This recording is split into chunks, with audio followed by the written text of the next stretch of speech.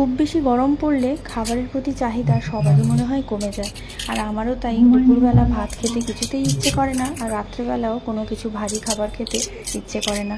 সারাদিন মনে হয় একটু জল জাতীয় বা ফলের রস বা দই এইসব জিনিসই খাই। আর স্যালাডটা প্রায় দিনই আমাদের হয়ে থাকে। আর তোমাদের সাথে যেটা শেয়ার করার সেটা হলো আমার এই নতুন ছুরি। এই ছুরিগুলো কিন্তু আমি কিনেছি ফ্লিপকার্ট থেকে। একসাথে 3টে সেট আছে, দুটো আমি ব্যবহার করছি আর একটা রেখে দিয়েছি আমার গোপালের জন্য। গোপালের ফল কাটতে অনেক প্রবলেম হয়, অনেক সময় বটিতে ভুল করে আমরা পেঁয়াজ কেটে ফেলি, তাই জন্য একটা রেখেছি গোপালের জন্য। গোপালের জিনিসপত্র যখন ভোগ দেওয়া হবে তখন গাছ, ফল, মূল এগুলো কাটা হবে, তো সেটা সব থেকে বড় যেটা গোপালের জন্য রাখা আছে। ছুরিগুলো কেমন লেগেছে তোমাদের? আমার তো ভীষণ ভালো লেগেছে, অনেক দিন থেকেই কিনবো ভাবছিলাম। যাই হোক, দেখো কথা বলতে বলতে স্যালাডটাও কেটে নিয়েছি। এরপর আমি পেঁয়াজ কাটছি, সেটা দিয়ে উচ্ছে মাখা করব।